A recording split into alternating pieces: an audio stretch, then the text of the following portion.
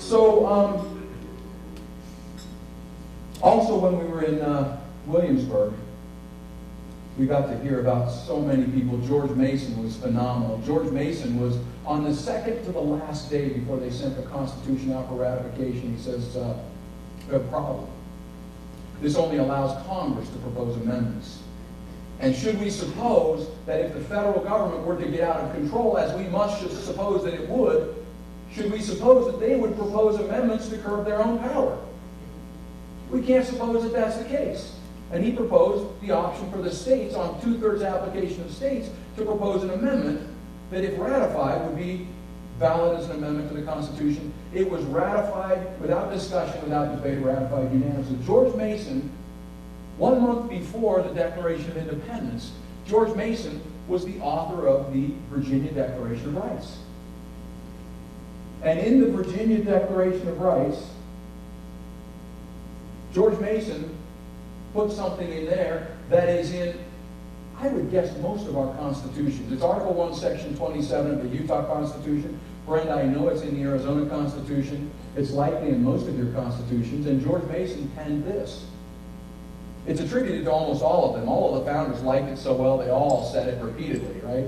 And it's in most of our constitutions. "No free government or the blessing of liberty can be preserved to any people, but by a firm adherence to justice, moderation, temperance, frugality, and virtue, and by a frequent recurrence to fundamental principles." A frequent recurrence to fundamental principles. That's our duty now. A frequent recurrence to fundamental principles. What I'd like to do, kind of for the remainder of the time a little bit, is talk about these fundamental principles. And just kind of review them as we start. You remember Vince Lombardi, who would start every year the same way with the world champion Green Bay Packers. World champion, professional Green Bay Packers. And he would start out by saying, "Gentlemen, this is a football. This is how big it is, and this is how much it weighs. This is how many laces there are." And he would walk them out to the field. He'd say, "Gentlemen, this is a football field, and this is how wide it is and how long it is." And he would go through from there up. So fundamentals, frequent recurrence to fundamental principles. When we had just come back from Japan, I was working for the mayor of the city of Osaka in the International Relations Department. And we came back, we were back for just a few months, and we had a little baby who was born in Japan. You have to ask Becky about that sometime. That was a horrific experience. But you think Obamacare is something, boy. Healthcare in Japan, socialized healthcare, not a good thing. Personal experience. We're back a few months, and I have a sales job, and I'm driving, and I'm in my car, and I'm in a hurry to get there, and I didn't put my seatbelt on. And I was only going a couple of miles, and I go to drive out of town in Park City, and I see somebody waiting on the side of the road, and I see them there, and I get right up on them, and it pulls right out in front of me. And I swerved to miss him, and that was back when that highway was just 2 lanes, and the wheel drops off the asphalt, and I just start rolling down the hill. And the car rolls 3 times, and I'm out the sunroof, and the car rolls back on me, and it was dreadful. I was supposed to take the LSAT, the law school admission test, 2 days later. And so I'm taking the LSAT with my arm bandaged up and my legs bandaged up. I ended up having a back surgery. So I'm in bed for like 6 months, just on the couch. And I got to tell you, if any of you have ever done this, I don't recommend it. Not for the reasons you think. If you're laying on the couch, and back then you had like 4 channels on the TV, and you get soap operas and personal injury lawyer commercials all day long. The only bright spot is you get cooking channels once in a while.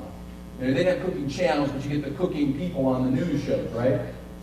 So you get the cooking channels, and so I'm laying there, and you know, fortunately I'm watching these different shows and different things, and I got a day pass to actually get up and go to the store one day, and my wife takes me to the store, and I'm like, "Honey, I think I remember the recipe for these cookies." I'm like, let's see if we can buy these ingredients. I think I remember it. She's like, "You're crazy." And we start going through the store, and we're like picking things out, and we get back, and I kind of whip them up, and man, they were awesome. They were so good. Some of the best cookies I've ever had.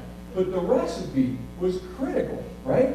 I mean, you think about those chocolate chip cookies, right? I mean, I don't know if anybody of you ever know the person that makes the best chocolate chip cookies in the world, right? You just kind of let that sink in for a little bit. You know, chocolate chip cookies, right? You got butter, you got brown sugar, you know, you got your milk chocolate and dark chocolate chips and, you know, all that stuff, right? Your baking powder and baking soda, right? It just tastes like love, right? And the smell and all that, right? Well, imagine that instead of your baking powder, you put like chili powder in the cookies. Just a little.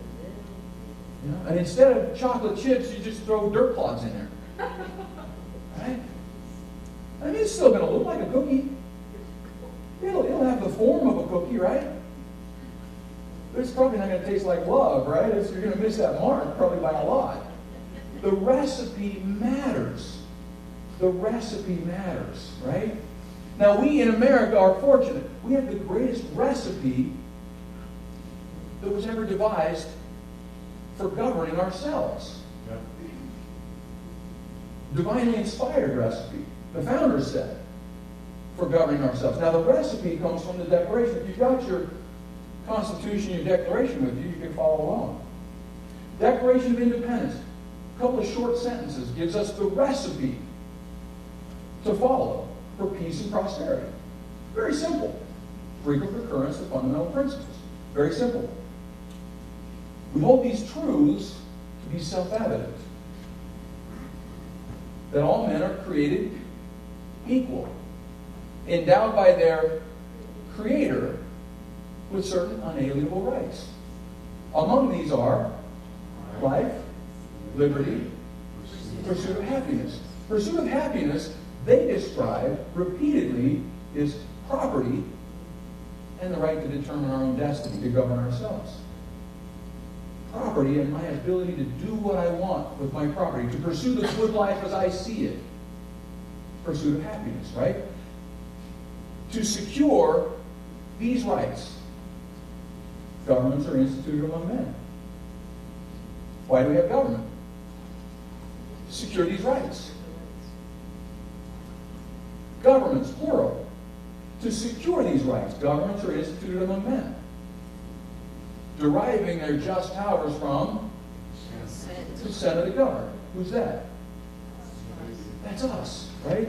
Right here, we're the boss. We're the boss.